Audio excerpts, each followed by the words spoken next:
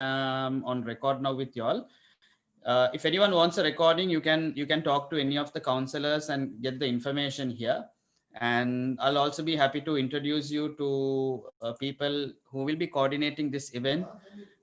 We have Mr. Horace Fredericks, we have Rushdia and many others who are actually helping us with this. So I'm going to share my screen at the moment, and I hope you can see my screen now. I want you to get familiarized with a very informative website with IMC. In IMC, you can come into all our universities here. What are the medical type programs we have and everything, you can find it here, right? So there is a chat option if you actually want to talk to anyone, and if you want to go to the AIC campuses, AIC campuses website, you can go into AIC and you will find the similar details there. So what type of school do you want to actually study into? The types of school are basically there here. What type of university you would like to enroll with, and if you want to study directly abroad, what would you like to do you want anyone to talk to you or call you or things like that? So this is about the psychology program which I am at the moment going to show you. Psychology is a very important thing, and that is what we are basically going to discuss today. Let me just spotlight my screen. Okay, right, done. This is about the psychology options of whatever you have. Okay, Bachelor of Psychology, and you can ask me anything because I'm one of your tutors for this particular program. So you can ask me any questions with regarding to this particular program, and let's look at the fun aspect of this. So we have a bachelor's of psychology honors, bachelor's of psychology honors top up. So you know the top up is for the final year, and we have a bachelor of early childhood education, and the honors top up education part of it as well, right? So each of these program you can go to read more and go through the course content, right? I'm not going to go through all of this. This is what basically I do with you. What is the duration? Who is the awarding body? Is the awarding body UGC approved? Yes, it is UGC approved. Okay, it's UGC approved. So is the awarding body UGC approved? What is the program objective? What is the overview of the program? What type of subjects do we cover for psychology, right? These are all your first year subjects. These are all your second year subjects. These are all third year subjects. And what are the pathways? Now that is where this discussion is going to go. Why do you want to learn something and not make use of it? Why do you want to learn something and not make use of it? So how do you make use of what you learned? Okay, that's the most important thing. How do you make use of what you basically have learned out there? So these are the careers and the recognition with regarding to this, with regarding to this particular program. So as you can see, I am going back. While I welcome all the new students who have so far joined, I'm just going to show you how does the early childhood education program goes to. So the programs are kind of two different. If you are a person who is teaching for little kids and you're aspiring to have a career with little kids, you're teaching little kids, you're having an aspiring career to be with little kids for a long-term goal in your life. You like to run a school, you like to run a Montessori, you like to have some centers in your house, you want to do something like this, I would recommend you to do early childhood education. These are the course contents for early childhood education. You can ask me anything you want. I myself am going to be a facilitator for this particular program, right? Okay, the recognition, all the details are there, and other connecting courses are also there. Now I'm going back. So this website basically contains all of it. I'm going to close off from here, and we are going to start business immediately with regarding to why we are here. So today is going to be a very fruitful session for the next 1 hour plus. Be ready to take down notes. If you think you have to take down notes, if you want to write down anything, just write it down. Don't worry, this particular area is going to be saved, and we are going to basically have a very fun oriented session here. Give me a minute. So before I share my slides, I would like to invite the main head of marketing, who is actually corresponding and coordinating all the activities, who is overlooking at all the activities in this program. He's a person with vast experience. I would like Mr. Horace Fredericks to come online and probably talk for a few minutes with our students until I share my slides. Okay, Horace, over to you. Okay, thank you. Hi, students. Good to see you all. Good to see you now. And we will be taking you through maybe one of our session with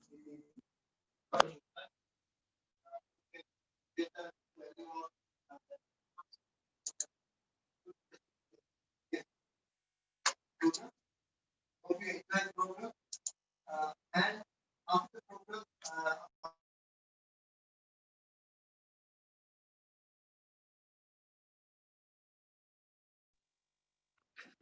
hi, students. Good morning to you. It's a pleasure seeing you.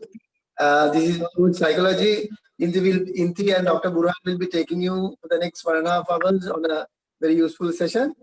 I guess after the session, we'll be contacting you. Banu is a coordinator. She'll be contacting you. And the most important thing is, I hope you get something fruitful from this. And thereafter, if you're interested in writing a bachelor's program, you can always contact Banu and get further details, and we'll take it from there. So I wish you all the best, and you'll have a great time in the next 1.5 years, 1.5 hours. Thank you so much. Okay, thank you very much. That was Horace Fredericks, who actually shared a few words of the program. Let me know if everyone can see my screen as at now. Okay. If you can see my screen, just let me know. I'm going to spotlight, right?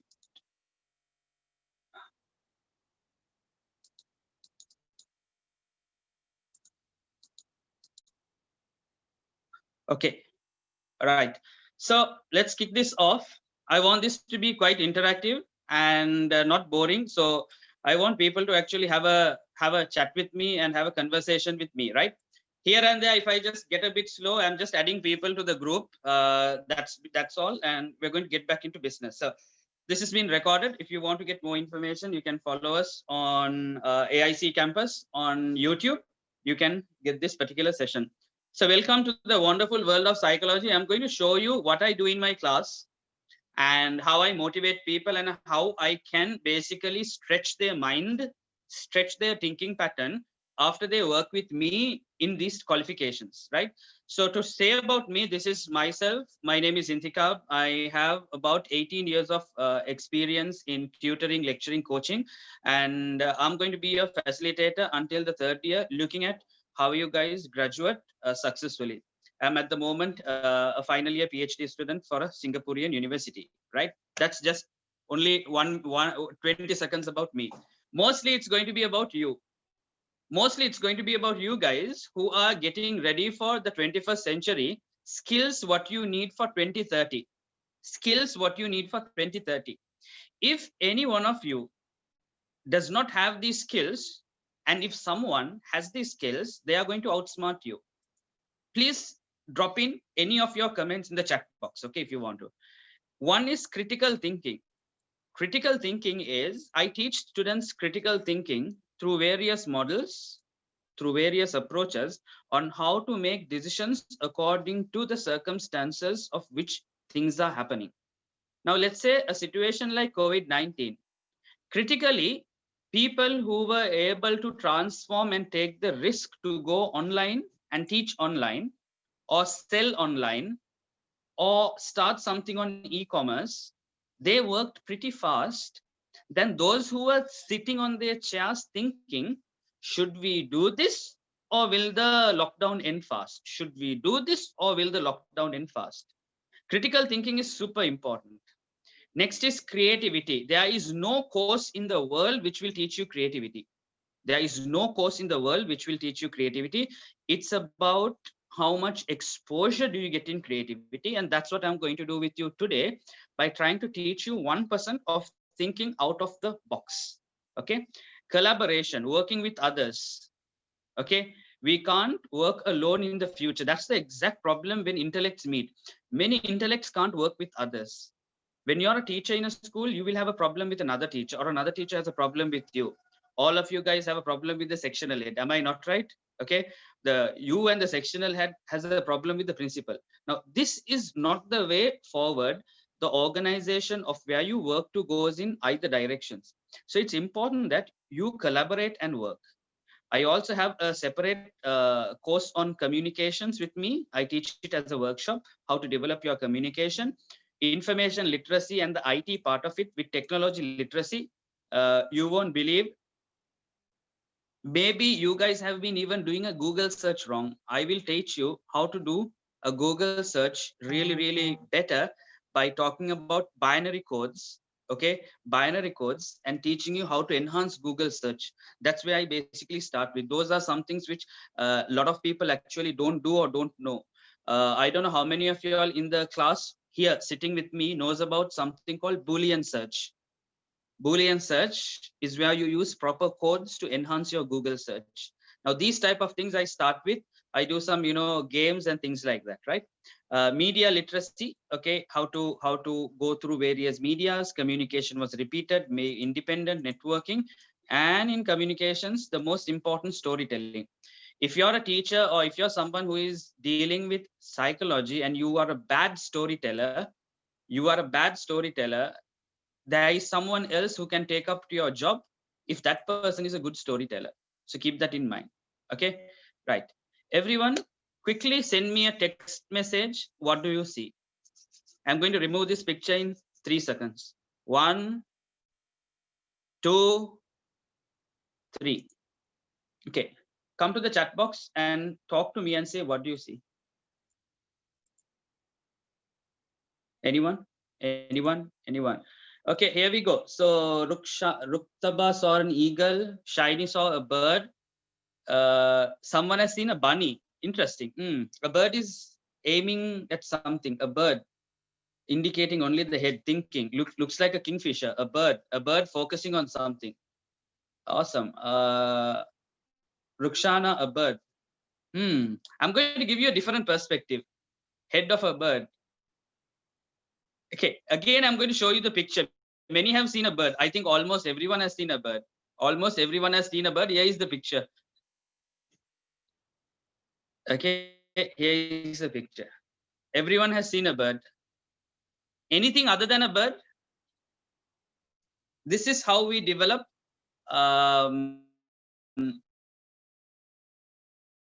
This is how we develop. That's an exercise. And Anoli sees a goat here. Right, very good. Now, someone sees a cat.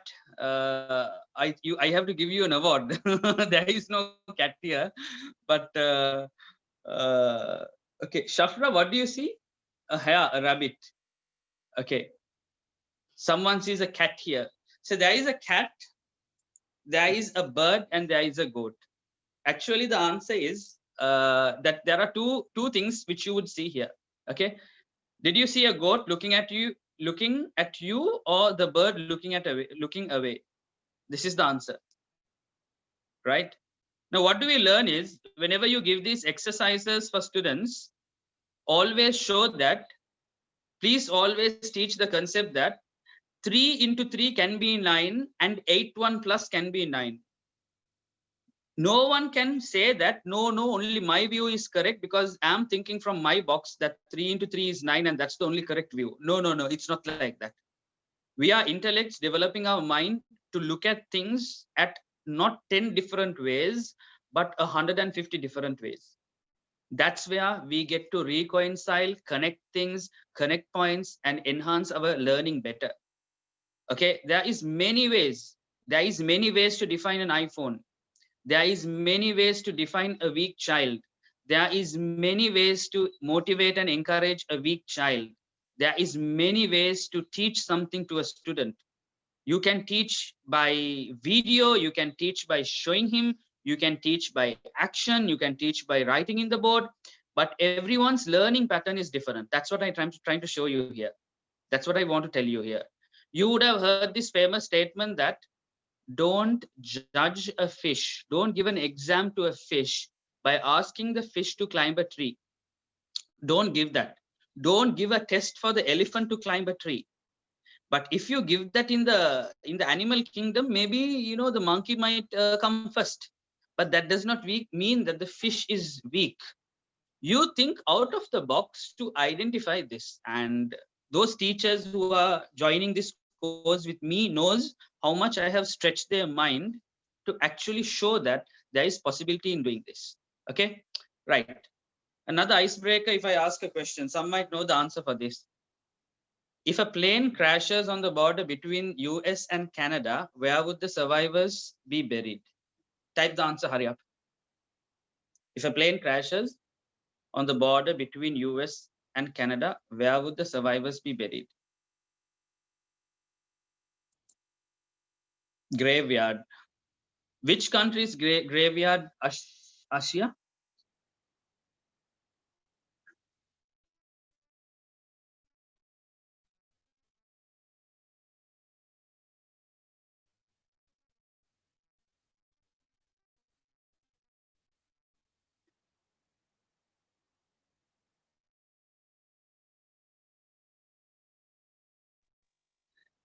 Okay. Why should we bury survivors? They are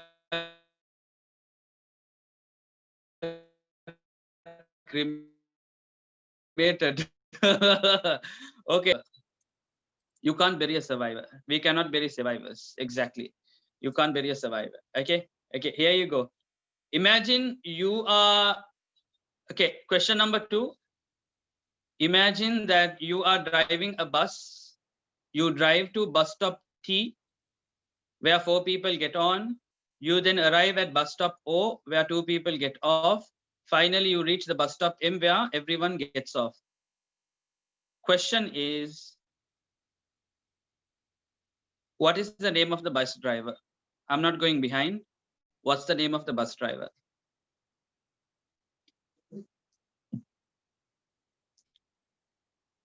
What's the name of the bus driver?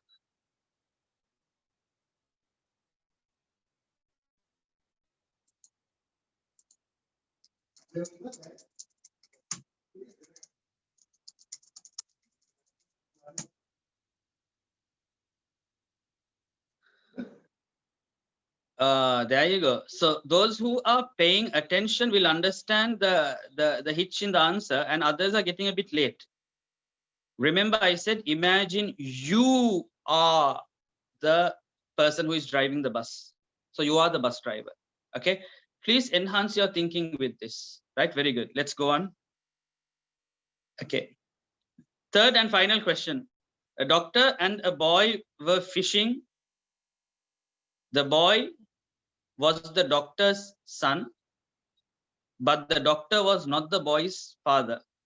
Who was the doctor? Please answer me.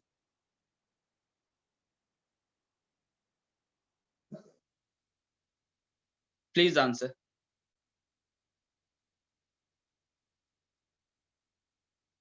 Okay, no one has taken an attempt here so far. Okay. Smarty Pants, Ruzna and Akifa, your answer is correct. The answer is the mother.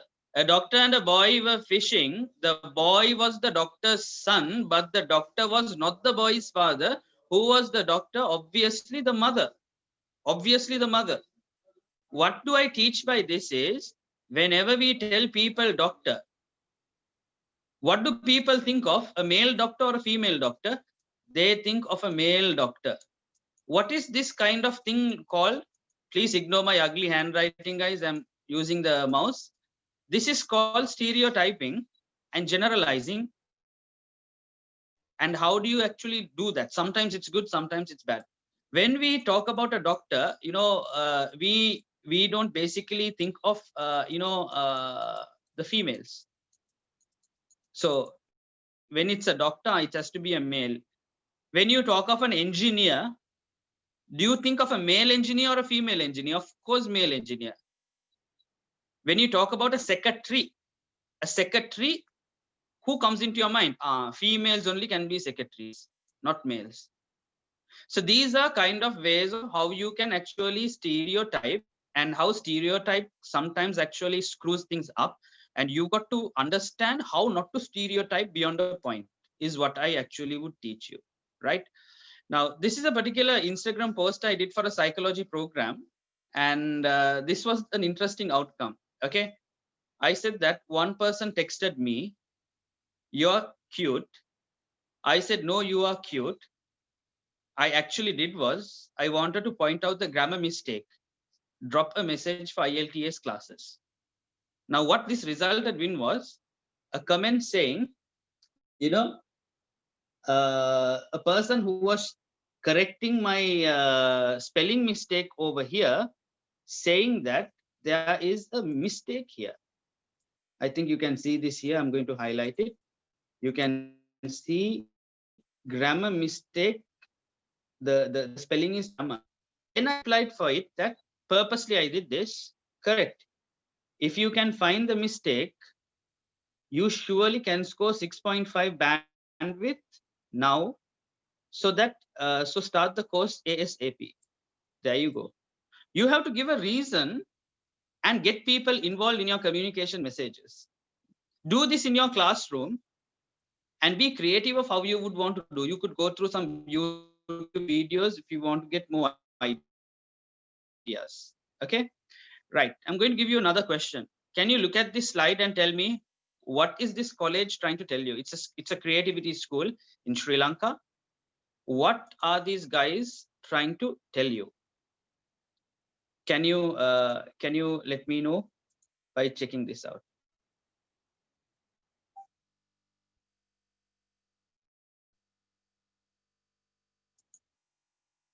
Make a Sinhalin ගහලා තිනවා ගසක් සිටුවීමෙන් වලකිමු.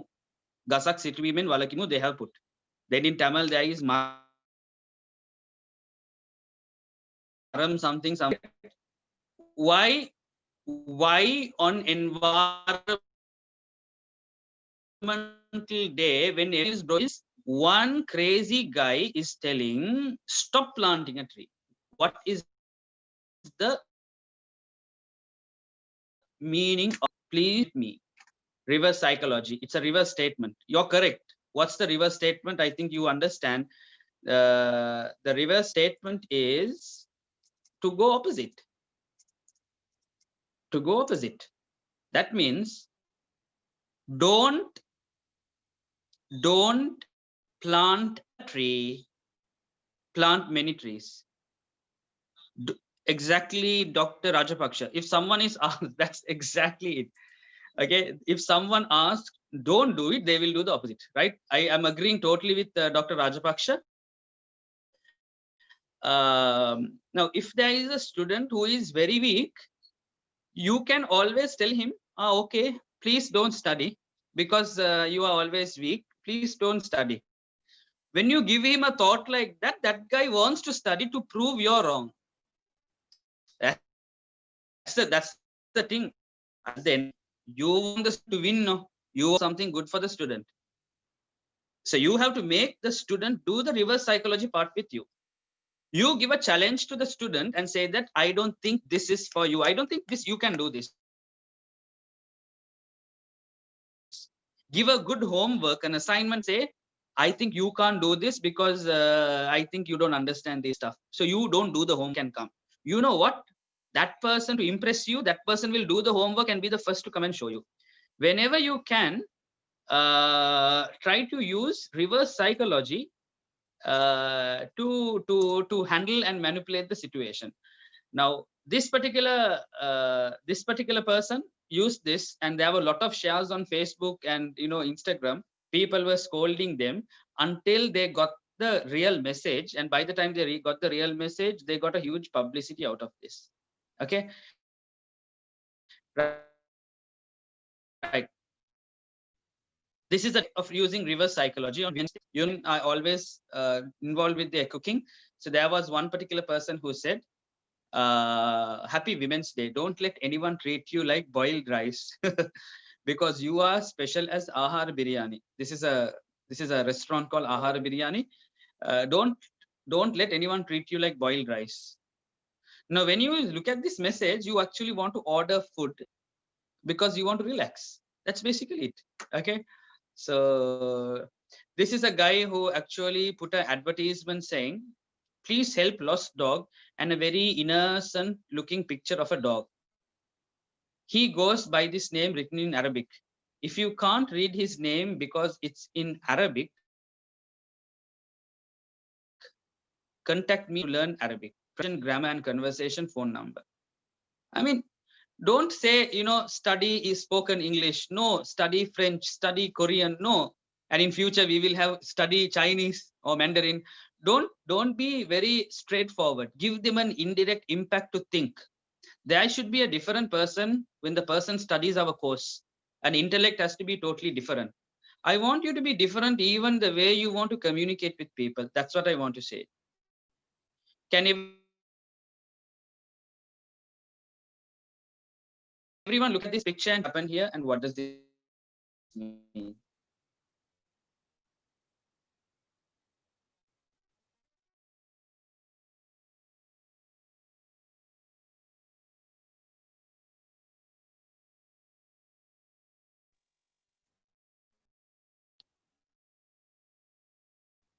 Can anyone tell me what does this mean?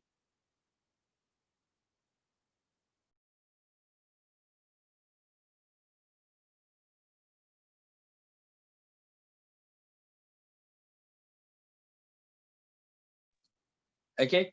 Do you know that the Miss Universe or the Miss World crown was handed over to a wrong person? Persuasion, no. The Miss Universe or the Miss World crown was handed over to the wrong person for 8 or 10 seconds and it was changed. No, not that, Rusna. The Miss Universe or the Miss World pageant, the crown was handed over to the wrong person, and that was basically changed. Burger King in 1 hour tweeted, at Burger King everyone gets to keep their crown. The crown won't get to be changed. Can you see how attentive the messages should be? That sharp you have to be. That sharp. Okay, that sharp really you have to be. This is the person who actually did that.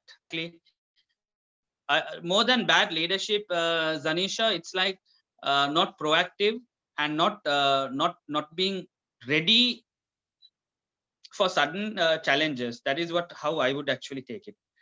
Okay. Now, when Harry and Meghan actually wanted to stop being in the royal palace, Burger King said, you can still eat like a king with us, Harry. Come to Burger King, you can still eat like a king. Can you see that these messages are very, very proactive? It's reaching our thoughts very, very hard. Okay.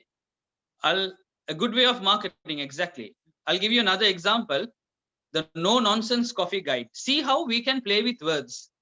When you are an early childhood educator, or you're a psychologist, or you want to talk to the mind, please look at pictures, words, actions, all this.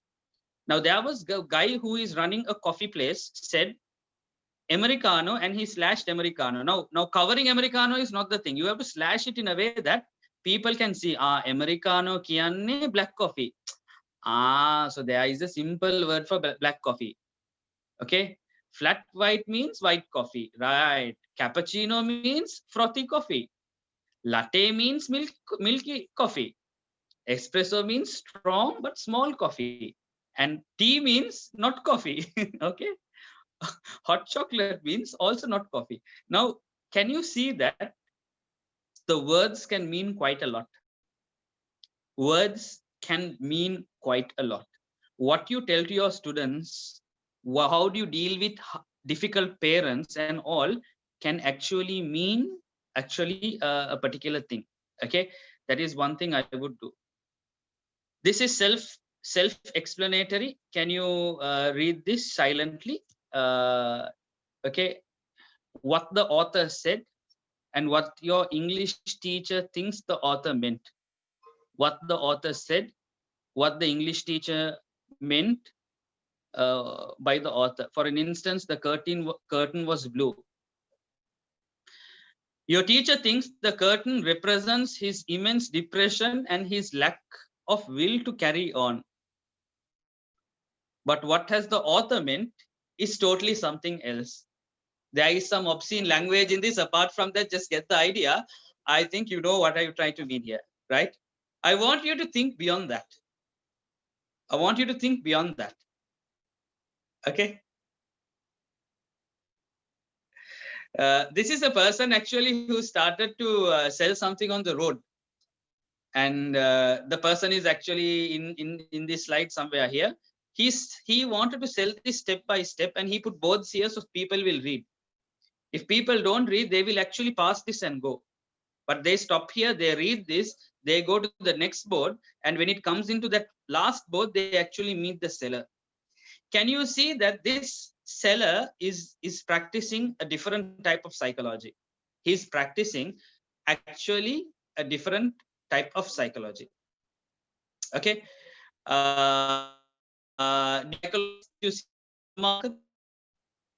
Okay. Psychology parts which you see in supermarkets. You always should know that most essential products are sacked somewhere here. That is like sugar, rice. Most important things are towards end. Why is it that when you enter a supermarket, they give you kind of like a trolley like this? So psychologically, you will buy more. Why do you think the most colorful things are advertised or shown in the beginning? Fruits. Always you see that every supermarket shows the fruits in the right hand side or the left hand side, not in the middle, at the back, because the color orange, the orange of the orange, and the red of the apple, the green of the apple, it strikes our eyes very fast and our mind stimulates it. The stimulation happens. Honestly, I'm telling you, it's like when you used to touch a razor, the razor which is, I mean, an eraser, which looks like an orange, you kind of feel it, you will get the orange smell. It's a stimulus, you will just get it, you feel it. When you feel it, you are impulsively you are trying to buy something which you don't want. Thank you very much, Dhirani, for that point. You will also note that chocolates are at eye levels at two places. One is the chocolates are at the eye levels at the what you call this, the place where you put. Second is at the cashier. Why? The cashier people will stay for about 2-3 minutes, and you can kind of convince the child. Your marketing psychology for the child now, while you're in the queue, can you please put a chocolate here? Now, when the chocolate is being put inside the cart, the mother or the father won't be rude to the child saying, no, we are not going to buy you chocolates because you're naughty. Why? All the other kids are there and all the other parents are there. You will be very embarrassed. So you're not going to do that. But if the child tries to have a chocolate here, you can scold the child because no one is here. You can do that. So supermarket has a major psychology thing which actually happens. Go on YouTube and see. You will see much more learning which you will see in supermarkets. Sometimes psychology, you can drive people nuts. In psychology, you can drive people nuts. Okay. This painting was sold for $43 million. Why? God knows why. What do you see in this painting? Maybe nothing. Okay. Right. So this is how this exception of perception is defined. Can you see this sauce bottle? Always this sauce gives this red feeling because chili is red. Red is hot. Therefore, you get that hot feeling. Usually, when you see yellow in color, you get a lot of hunger. These are stimulus. Please know your stimulus for your customer. When I use the word customer, my dear friends, my dear teachers, my dear students, I don't mean a customer only who comes to the bank. I mean a customer at your school. Who is the customer at your school? Your students and your parents. When they come, you have to stimulate their mind. You have to talk to their psychology. That's the difference of a person who has learned psychology versus a person who doesn't know psychology. You have to use these kind of practical experiences.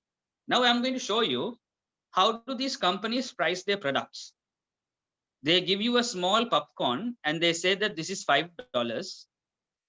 Most people would choose the small popcorn because it is too expensive, meaning the large one is too expensive.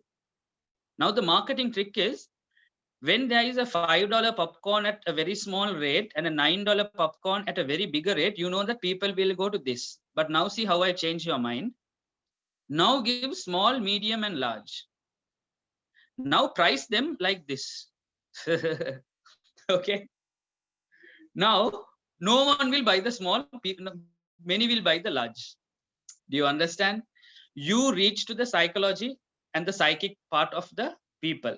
That's how basically you do. So in my coursework, I teach a lot about communication. I teach a lot about vocal stuff. I teach a lot about non-vocal stuff. I talk about public speaking, speaking to the heart, speaking to the mind, speaking to the soul. How do you become a good storyteller? How can you tell a story in an unforgetful manner for your students so that you also try this with your students? That's what basically we teach. So these are some things which I do in written communication, as you can see in the screen. Okay, these are something which I teach in the communication model, which you would have learned somewhere. How do you communicate better? How do you stop miscommunication? Things like that. And how do you look at things better? How do you look at things better? As I said earlier, you know, as I said earlier, it's all about how you want to see. It's all about how you want to see. This person saying this 4 and this person saying this 3 is all the same. How do you basically want to see is the major thing. Okay, right. Even when it comes into a matter of argument, whether the number is 6 or 9, use your head, use your mind, use your thought, use your intellect to sort it out. Okay, use your intellect to sort it out. So everything depends on a perceptual mind. Everything depends on a perceptual mind. Okay, everything depends on how you want to see it, the angle you want to see it, right? Coming back to our lessons, I teach to you guys about communication and effective communication barriers. Okay, emotional barriers, cultural barriers, language barriers. We don't understand people because of their cultural, language, emotional background, right? We use examples and we teach all this. I teach more about communication. This is my biggest strength. I would like you guys to self-read this slide. Most of my misunderstandings are because of my tone of voice. People think I'm angry even if I'm just explaining my point. That's a big problem to many people. That's a big, major problem to many people, I'm telling you, right? Tone of voice is key. Okay. I teach you, how to have nonverbal signals, how to have a power pose like this, or like this, or like this. These power poses are super important. These power poses are super important. Okay, you can show you a power non-verbally. You don't have to hammer someone. You can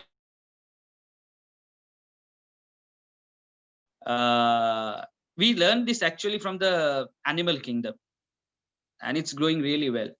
Okay, this is from Singham, one of my favorite movies. It's non-verbal signals. Non-verbal signals are like very important. Okay, uh, when we want to show anything, when we want to tell anything, things like that. Okay.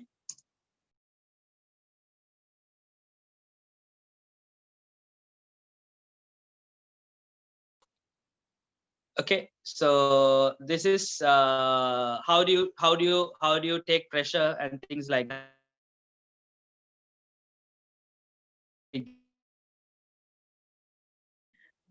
Wait till my slide moves. Okay, right. This is some humor with having eye contact. How do you have eye contact? This is communication gone awful. Have you ever been in an accident that resulted in your death? Okay, this was in a real Australian visa site. Okay, now I also teach a little bit of how do you use communication better. Who said English is easy? Fill in the blanks. Can you silently read this with placing yes or no? Can you see? It's almost the same. Yes, I don't have a brain. No, I don't have a brain. Yes, I don't have sense. No, I don't have sense. Yes, I'm stupid. No, I'm stupid. Right? This is why I say that grammar is important. Okay, punctuations are important for students. Like, you know what I mean, right? Right. I teach this sentence, and this is part of my slide in my teaching area to show how words can change. She told him that she loved him. Try inserting only into the different places in this sentence and see how the meaning changes. That is, only she told him that she loved him. She only told him that she loved him. She told only him that she loved him. She told him only that she loved him. She told him that only she loved him, and so on. The meaning differs in all 10 or 8 instances, and I give an exercise for people to interpret and tell me what are those instances. An English professor wrote these words, "A woman without her man is nothing," on the chalkboard and asked the students to punctuate it correctly. All of the student males in the class wrote, "A woman, comma, without her, comma, without her man is nothing." But all the females got the best award when they said, "A woman hyphen, without her, comma, man is nothing." Punctuation is super, super, super, super powerful. Okay. So I would invite you guys to come and join hands with me. I'm almost finishing this in the next 5 minutes. I will have a medical doctor to talk to you, Dr. Burhan. Think beyond teaching, and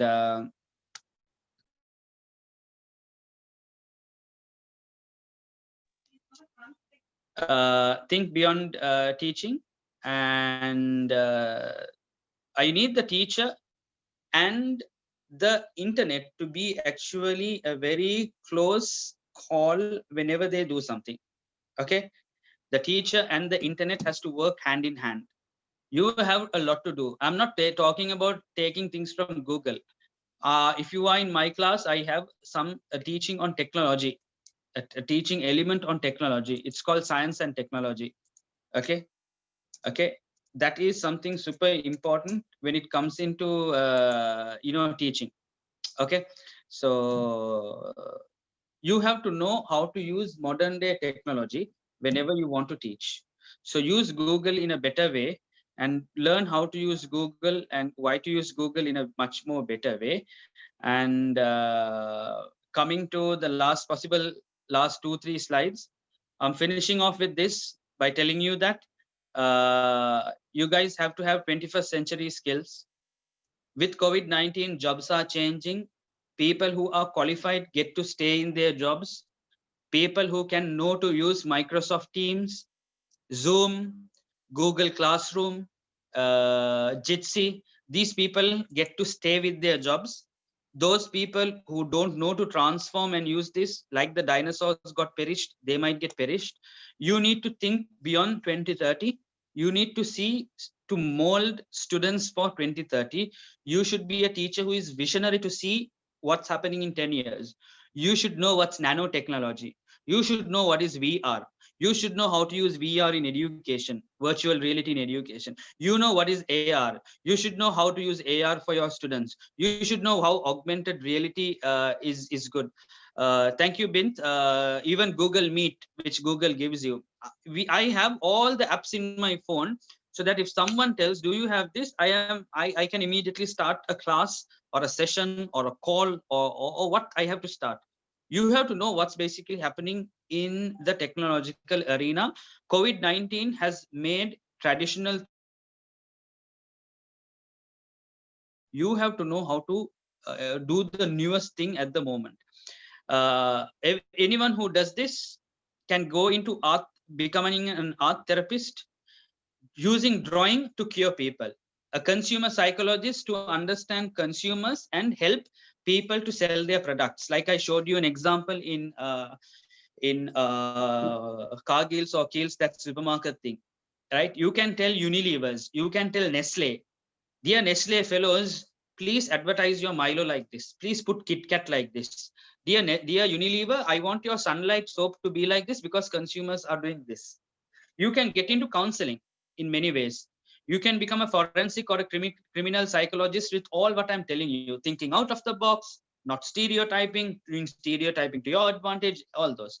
You can become a school psychologist for special needs kids or challenged kids. You can become a sports psychologist. You can become a celebrity psychologist. There are many celebrities who are actually suffering from depression because of their mispopularity. They became suddenly popular and they don't know how to control it. I don't know if you have watched a film called Priyanka Chopra did something called, I think it was Fashion.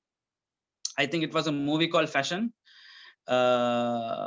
Onion, not really Bint, but I think Priyanka Chopra's movie on fashion, how Priyanka Chopra or one of her colleagues in the movie gets very famous and she loses it everything and they collapse.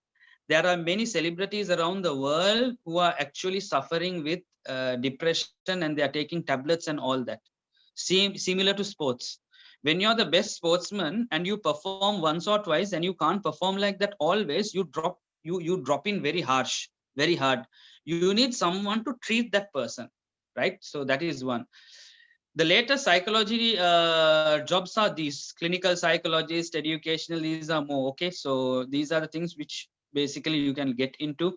The salary scales depends on where you work and what you do, right? So I leave it like this and I will invite Dr. Burhan to switch on his camera. You can ask me any questions or you can probably, save it, for Dr. Burhan to answer. You can follow me in Instagram. This is my Instagram page. My name is Intikab. You can add me on Facebook, follow me, get updates on all the courses, free sessions, free seminars, which I do. You want to join in my courses for my master's or psychology or any of these programs, you can correspond with me. You can be in touch with me. I have a broadcast WhatsApp group. Whenever I do a free session, I give a reminder for students so they can come and, when you're just waiting at home, why don't you learn something for next 1 hour and just enjoy and apply that, some practical sense in this. And I finished my session with that. Thank you very much for having me here. And I'm going to give the spotlight to Dr. Burhan. There you go. Dr. Burhan, just check whether you can on your screen. Thank you very much, guys, for the feedback. Janit has a question. Is there celebrity counseling job in Sri Lanka? These jobs are actually created. You create it. There is no title or a company or anything. But celebrities, ministers, MPs, famous singers, famous actors, famous writers, they are seeking for someone to talk to them out of depression. They are hiding. They're hiding from people. They can't face people. I need you guys to actually create something like that. If I had time, I will actually create something like that, because I know that depression is kind of a very tough area where people need guidance and they don't have people who have experience who can guide them. That's what I want to say, right? So welcome, Fatih, for the lovely feedback. I have Dr. Burhan on board. Dr. Burhan is he's a graduate from the prestigious Whitted State Medical University. Thank you, Zanisha. Dr. Burhan is he worked at the Balapitiya Base Hospital and now he's based in Galgamuwa Base Hospital. And he has an interesting page called Surgical Diaries on Instagram. If you would like to follow him, he's kind of, I would say he's kind of like the Dr. Mike version of Sri Lanka in Colombo, who does a lot of, exercises on social media, and he joins us with a lot of programs. So I hope he also will be useful. And thank you very much for the lovely comments, guys. Keep in touch on Instagram and Facebook with me. I will upload this session later. Enjoy your session with Dr. Burhan now. Dr. Burhan, over to you. Thank you very much for the lovely feedback, guys.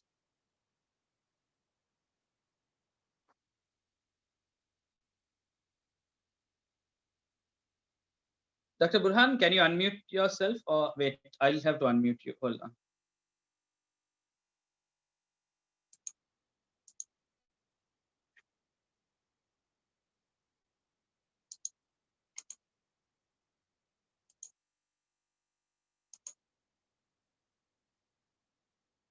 Dr. Burhan, can you unmute?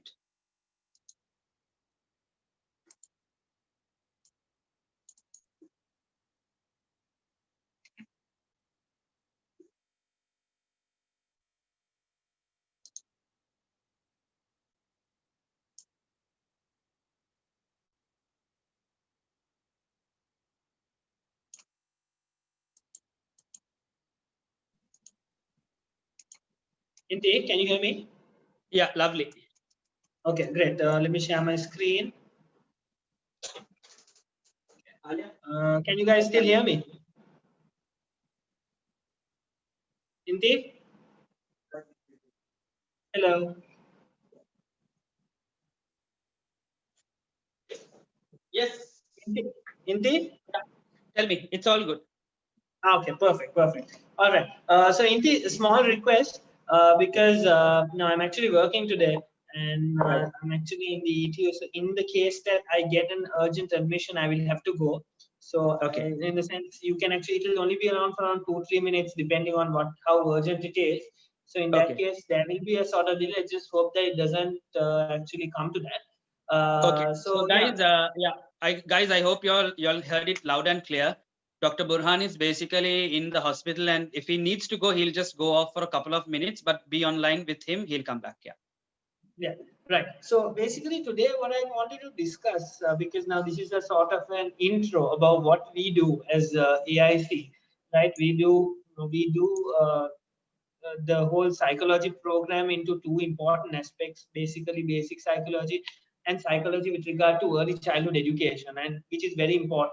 And as India has spoken about something called communication, which is very, very important, which is like the essence of psychology. Another important aspect I want to actually draw about is how we value education and how that education is important with regard to how, I mean, with experience how I have been brought up, and with experience on how we look at it, right? So what this form of psychology is known as educational psychology.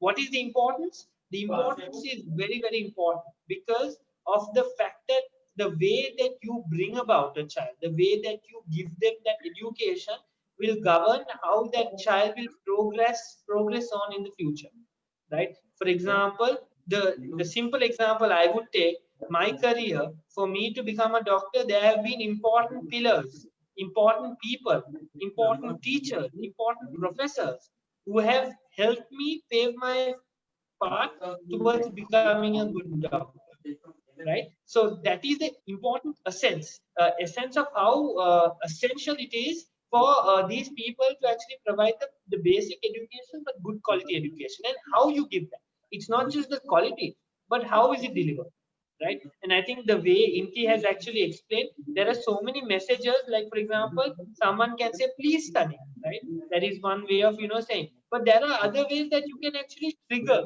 a child in studying by giving, like for example, there is a very important concept we learn in human learning called rewards versus punishments. You give a child a reward, the child will actually go ahead and do it. You give a punishment, the child again will be forced into it, right? So this is a very important essence of educational psychology. Now whenever we look into education or psychology, we need to first understand what is the definition, what is it, right? So there are these important concepts that first of all we need to understand, and that is it is a branch of psychology which deals with teaching and learning, right? I don't know if you know who Skinner is. He is one of the most novel psychologists who have actually understood the importance of learning, right? He was the one who had something, I don't know if any of you all are following any psychology. There was this thing called the Skinner box, where he experimented on rats, right? With those rats, he made rats actually push buttons so that they would get rewards and punishment, so they could stop a punishment. Right. Also, it describes and explains the learning experiences of an individual from birth through old age. Right. And also, it helps the teacher to understand the development of his pupils, the range and limits of their capacities, the processes by which they learn, and their social relationships. So, right, this is just a more of a theoretical slide where you need to know what educational psychology is all about. Right. Now, when you talk about education, right, when you think about education, what do we think it is? We actually, whenever someone talks about education, the first thing that comes to my mind is some sort of exam with regard to that education. It's always stressful. Whenever someone is going to school, no one, I mean, very few people actually go with the essence of, oh my God, okay, I'm going to school, I'm going to learn something new. Right? Not everyone has that mentality, because the way the teachers actually teach sometimes actually is too much for that student. The student thinks this is just too much, I can't take it, I wish I could just go outside and play. Right. But there are ways that we can give that information, there are ways that we can make sure those children are interested, and when they're interested they will work hard. When a child is not interested, how can you actually make sure that he does work? Right. So that this is an essence where we need to actually focus on children and actually teach them the right way.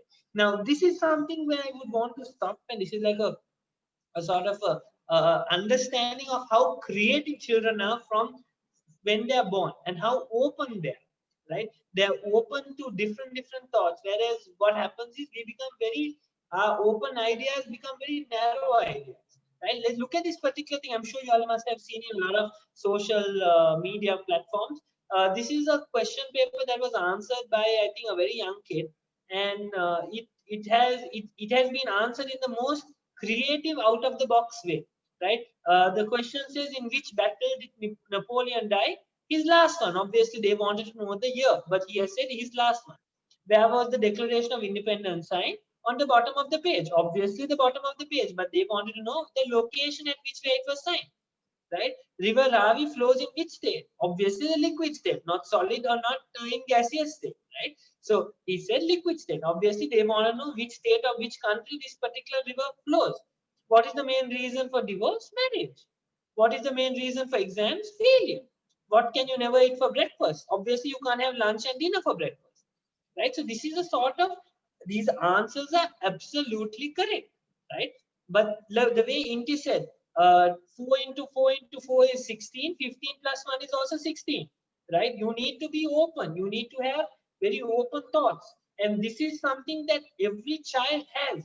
But what destroys it is the way teachers teach, the way that we actually push them in making sure that they learn what we want them to learn. Wrong. Let them be very open. Let them be creative. Because of their openness, because of their creativeness, that will actually help them to bloom as better individuals, and bloom as individuals where they will be able to do well. Right?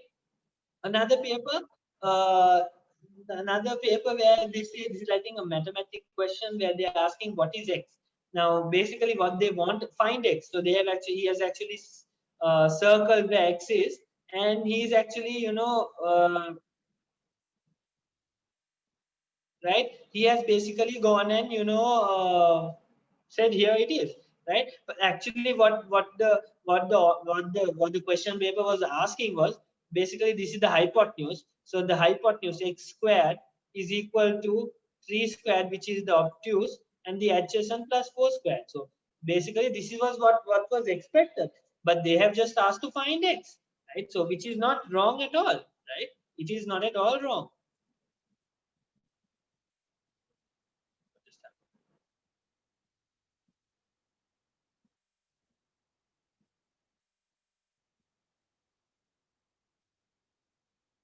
Right. So we come to this concept called what is active learning. Right? Does anyone know what active learning is? It is something that is not at all done in schools.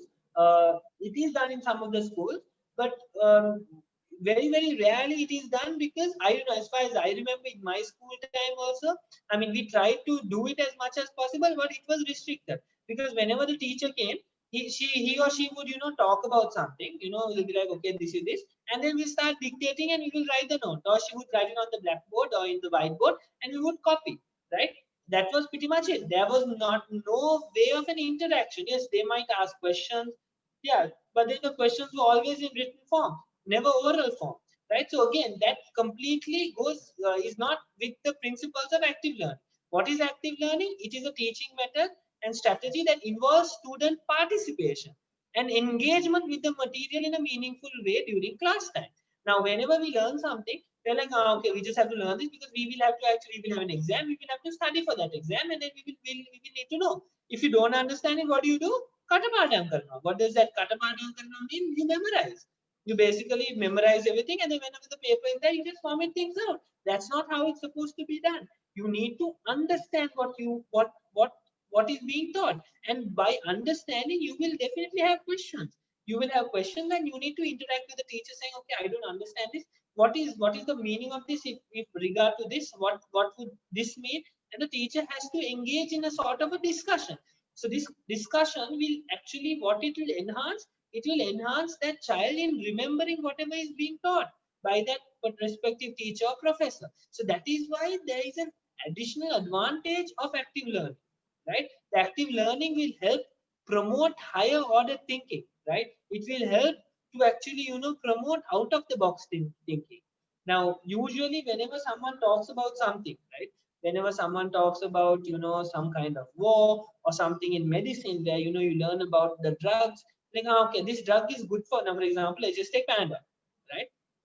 If you're learning surface learning, which is what passive learning is, surface learning, what it would do is it would just say, okay, Panadol with Panadol, or, I think, I don't know, other people call it different things, paracetamol, but in Sri Lanka we call it Panadol or paracetamol. But if you're having a headache, take a Panadol. If you're having a fever, take a Panadol. If you're having a, difficulty in, like, in a sense, you're tired, take a Panadol. But that is just surface learning. What is the deep learning? What is the reason why Panadol is effective? Why does Panadol work? Okay, how does Panadol work? Does Panadol work all the time? Is there anything alternative to Panadol? Right? When can you not take Panadol? What can be the, like, in a sense, if you take too many tablets, more than a particular amount, what is that amount? What is the amount which is more than normal that you can't take? What can happen if you take more than enough Panadol? What are the things? Right? Okay, I heard a friend of mine actually, now when someone is talking about Panadol, right, in class, someone can start a discussion. Madam, I heard a friend of mine took around 18 tablets of Panadol. What happens with that? This is where you are actually, whatever you see in a normal day-to-day life, you are actually trying to applying it with whatever is being taught to you in school. These are the benefits. You are trying to merge the normal way of living with whatever is being taught, which is never the case, because people, whenever they are in school, they learn something and that's it. They don't try to actually, implement whatever they're learning. They won't try to make practical use of what they're learning, which is very, it is very sad, because if both are integrated, that would actually promote a sort of thing where, people would do very well. Now you take this same example and you look at our local A levels, right? What is the problem with local A levels? It basically promotes narrow sort of thinking. It doesn't promote open thinking. Why? Because you don't give them a syllabus. You actually expect the children to learn so much without knowing what exactly might come. And when the student goes into the when the student goes for the exam, now if there's a question that they're not sure, if there's a question that has something and they're not sure, what will the student do? The student won't think. The student will try to remember what he has learned from that particular page or whatever, and try to apply it out here. That's it. Or he will try to vomit whatever he has by heart, and then he'll apply it in the question paper. He's not going to start thinking about the question. No way. Because what he will do is he will just be thinking, okay, this is why I read this in this chapter. It has to be something to do with this. I'll just write this off. That is what, a sort of A-level system, when it's not like that, it will just make what I would like to call, just vomiting things that you read. That's not how it is. You need to learn whatever that you actually learn and understand, and then you should be able to apply it. Because if you're able to apply it, that's what you call meaningful learning. And that meaningful learning can be applied to your day-to-day life, right? This sort of mentality, this sort of learning pattern will not help you. It will make sometimes, especially with the medical field, you cannot actually be, type of person who reads books and just, whatever is there in the book, you are able to, just wash it out. I think I would be, very bold in saying, if you have watched the movie called Three Idiots, where they kind of promote this, they kind of say that there is no point in actually, just by hearting things, because that's not going to help you. And I think that the person who does that is someone called Chatur, right? And Chatur gets to a place where he wants to, but it just makes him just follow the rules. But when you actually are able to learn in a way where you have understood it, you can make your own rules, right? You are able to understand the philosophy, the foundation of it, and you are able to do this. Now, if I take another example, in medicine also, because I'm actually in the field of surgery, for me, like in a sense, there are things that we are supposed to do. We have guidelines, we have books that we are supposed to do. But I don't always stick to that. I learn the foundation, I learn the basis of it, and I apply it based on that. So there are times when, books don't have the answers. So I have to think out of the box to think of a solution, right? So if I was just confined in whatever is being done, then I mean, whatever is in the books, I would not become a great doctor. I would become a good doctor, but not a great doctor. So for you to be extra special, for you to be extra successful, you need to have this thing. And for us, what do we want? We want to embed all of these qualities in our children. And this has to be taught. This has to be implemented in all the education system patterns, and which is great because it is applied in AIC and IMC. So therefore, it is a sort of thing where we are promoting not just theoretical wise but practical wise as well, right? Now there comes the concept of book smart versus street smart.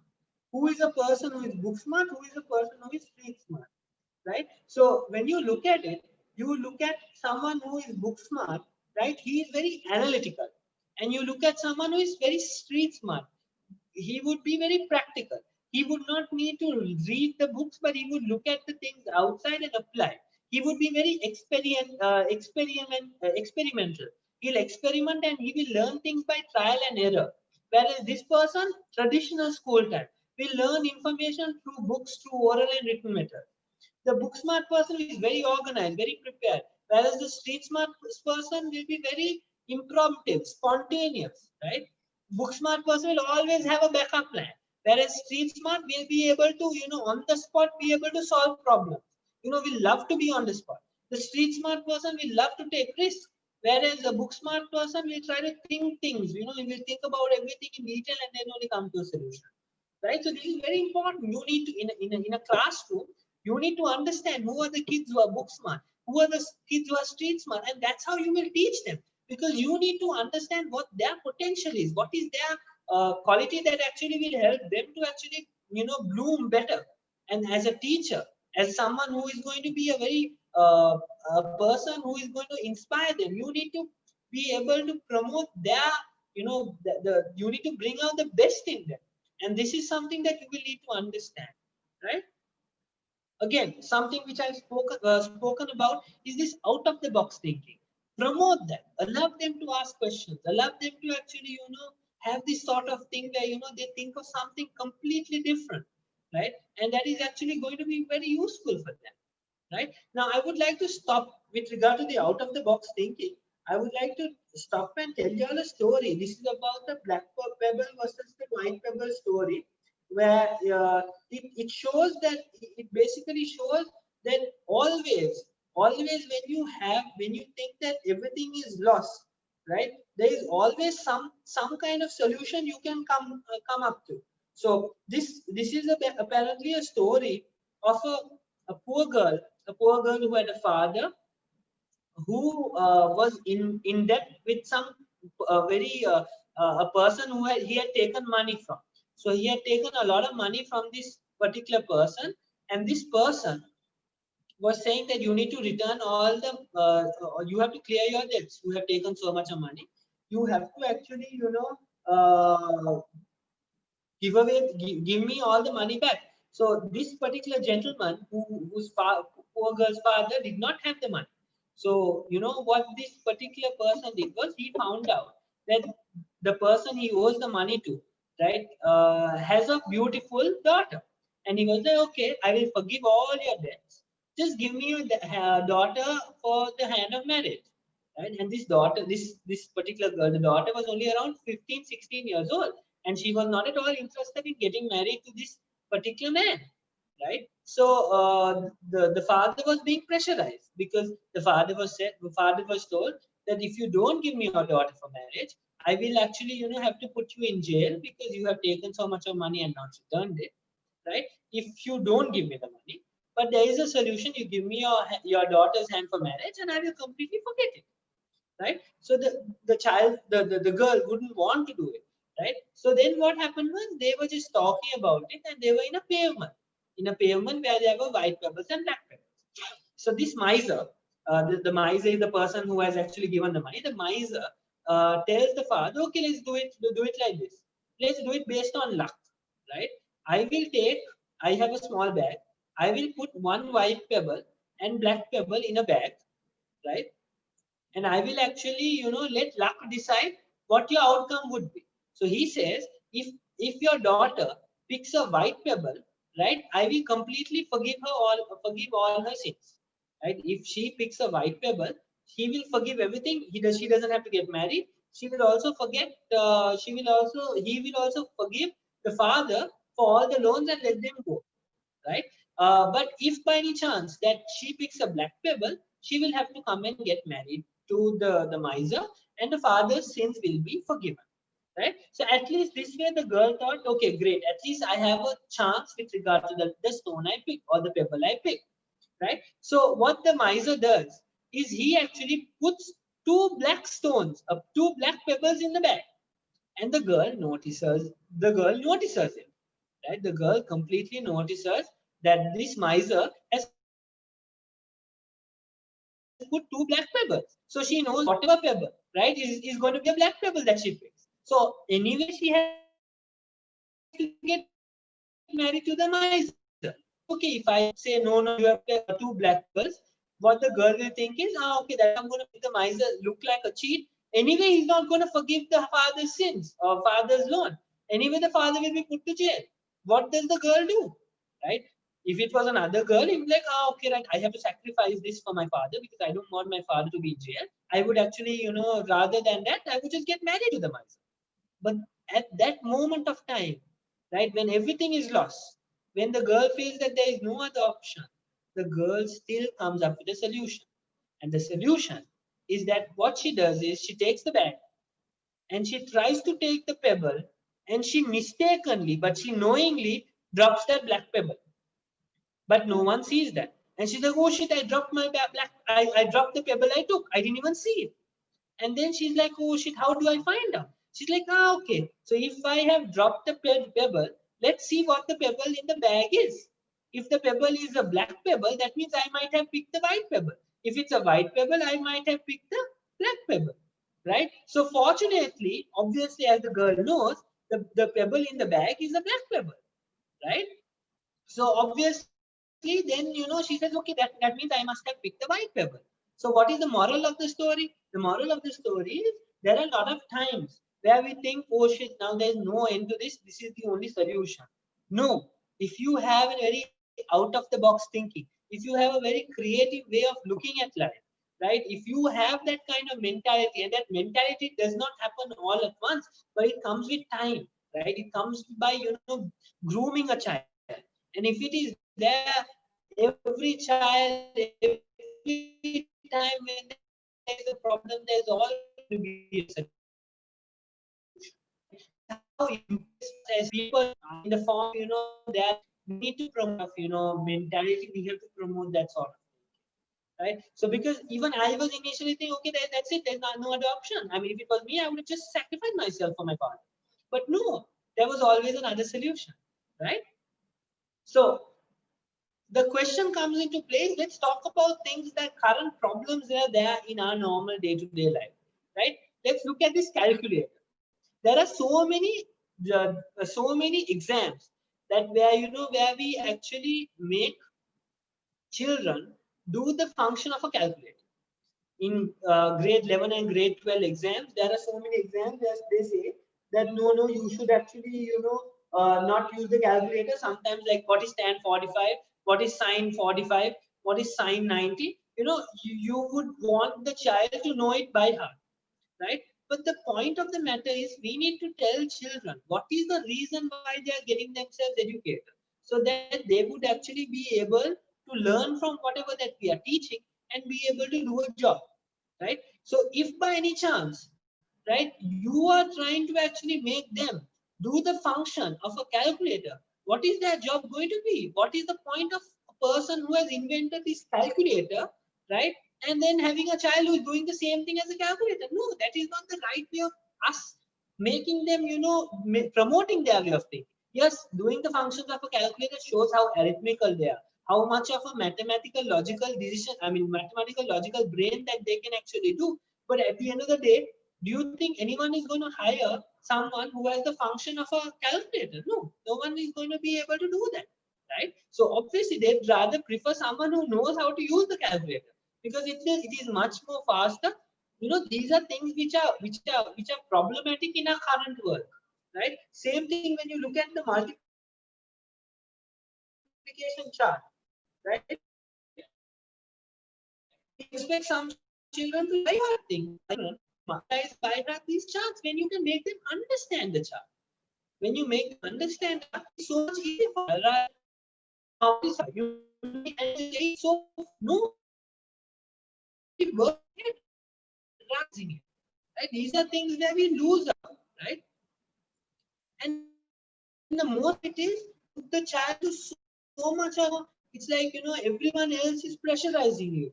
Your parents, your friends, and then your distant relatives. I still remember whenever when I got my O-level results, more than myself, I was more worried about what the other people in my community will think. Because the moment I know, how did your son do? How did he take his O-level? Did he do O-level this time? No. Did he get well? Did he do well? No. Luckily, I did well. Just imagine if I had not done well. How much of stress and pressure I would have been in. So these are the things that we need to understand. We need to, bring these things about. We need to tell the children, don't worry. This is not the end of your road. Just because you did not do well for your O-levels doesn't mean that you will do bad for your A-levels. Just because you did bad for your A-levels doesn't mean that you will not get a good job. Show them there's always hope. So many people have not even finished college and they're being so successful right now. Teach them the essence of why we are learning. Right? These are things that are very, very important. And when you do all of these things, when you push these children, what happens? It doesn't matter. It doesn't matter how they do it. They just want to be first. It doesn't matter if they are not learning. What they will do is, if they're not as good as the other person, they will make sure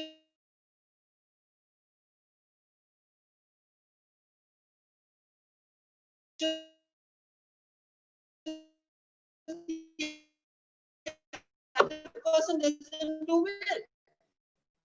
So it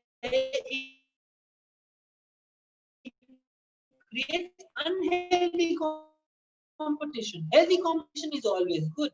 What it will do, because I can't do well.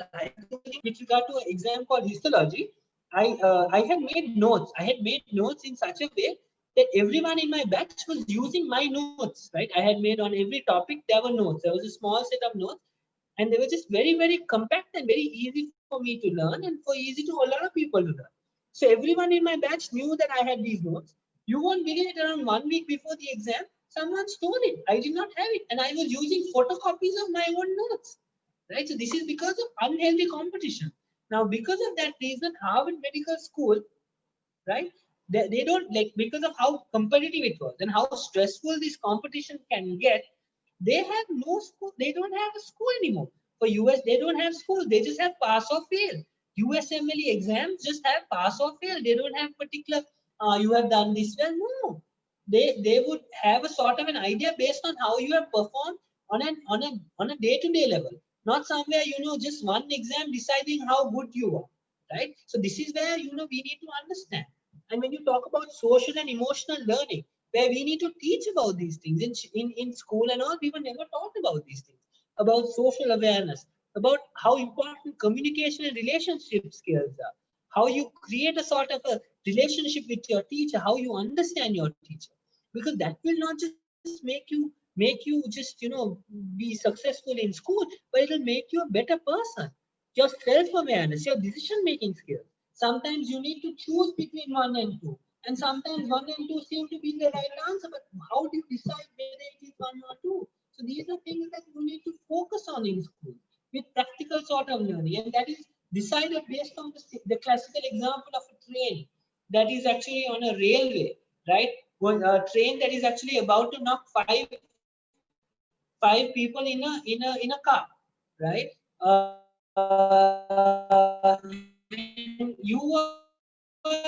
You have the hand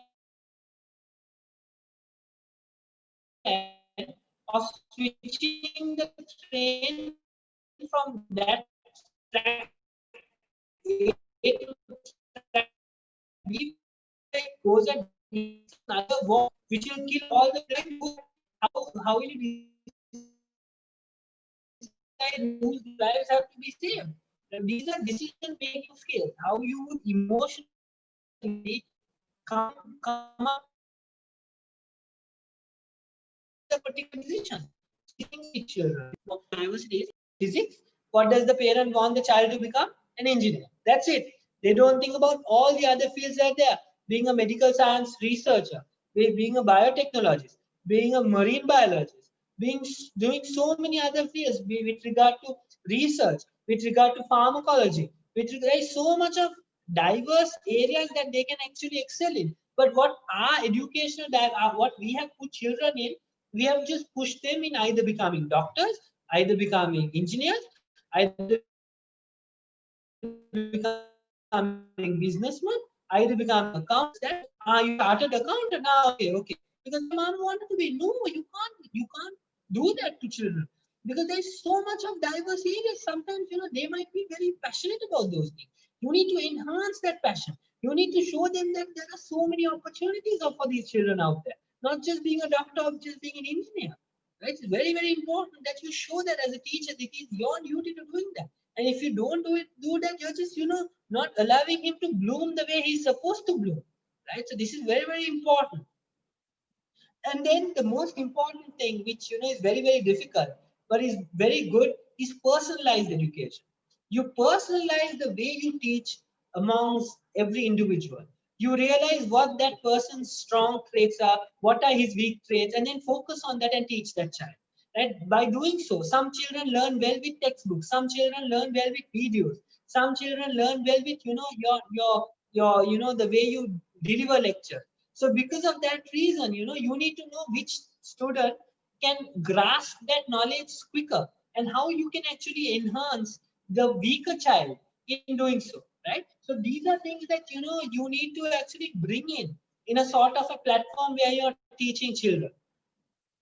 This is something that, I've always sort of, made sure that I have done that to the children I teach, is making them always ask questions.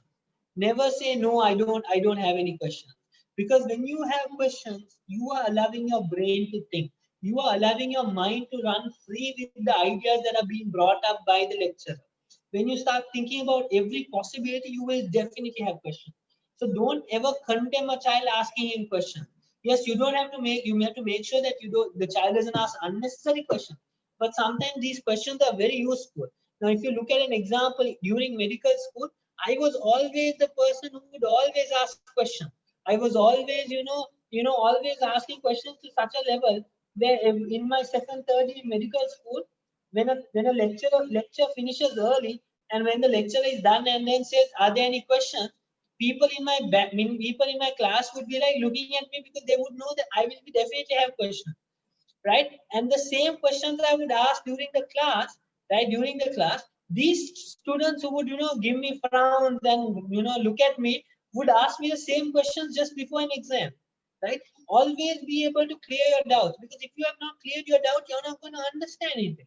Make sure that you don't leave anything behind. Make maximum use of the time that you have. These are things that you need to promote. Sometimes, children are offended, because sometimes, if I ask this question, this teacher will think that I'm stupid. I don't want to show the teacher I'm stupid. or if I ask this question, the children will think I don't even understand this simple. No, let them ask anything they want. I have been humiliated. I have been, you don't even understand this. I have been told so many things, but it hasn't stopped me because my curiosity for learning has always been there. And even now, whenever we are sometimes doing a surgery and I don't understand something, and I'm like, okay, sir, why do you do this? Might be very rudimentary, might be very simple. But I always ask because I want to know as to why. I have a very cute, it doesn't matter if the other person is junior to me, thinks, okay, this Aya doesn't know this. I don't care. I still ask because my kind of mentality is I want to learn. I want to learn so that I understand, I can apply it based on whatever this thing my consultant is doing. So this is why it's very important. All of these things have to be brought from an early childhood. I am lucky that I had amazing teachers. I had amazing teachers in school for my O levels, for my A levels, who have helped me always ask questions, who have helped me to understand that what is the true meaning of learning, what is the essence of why I'm actually learning, what is the value of what I am doing right now, and how it will decide my future.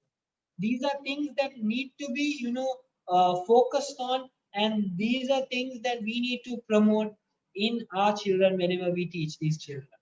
Right? This is just a glimpse of what we will be discussing in our sort of modules if you do join our program.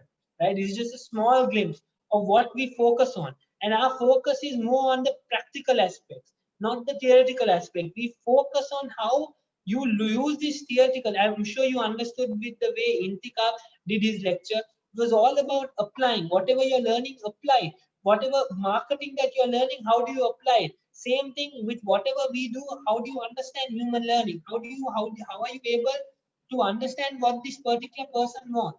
Right. So this is what we emphasize in our program at AIC. If there are any questions, feel free to ask me.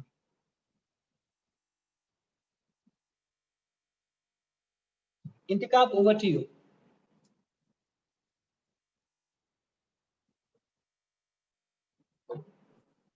Hi, Dr. Burhan. Any questions?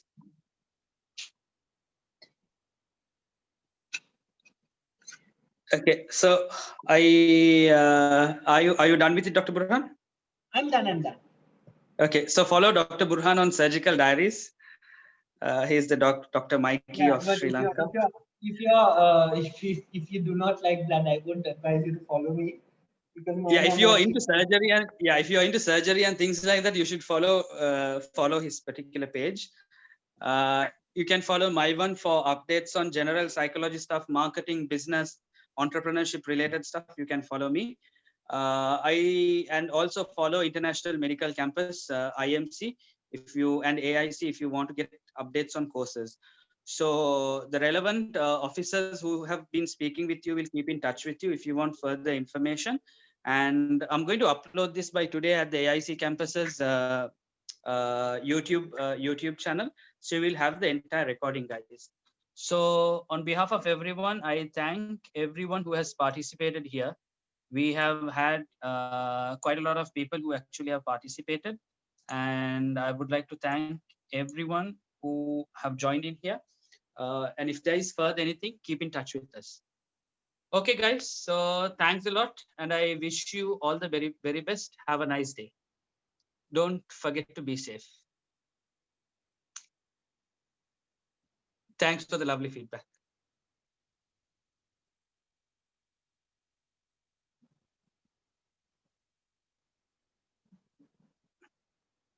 And that person is Mr. Horace Fredericks, who spoke to you in the morning.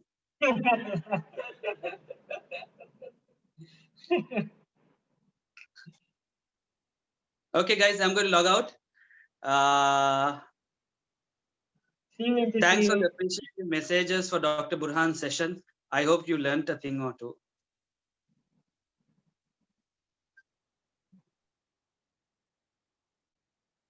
Okay, guys, I'm logging out and I will be uploading this. Thank you. Have a nice day.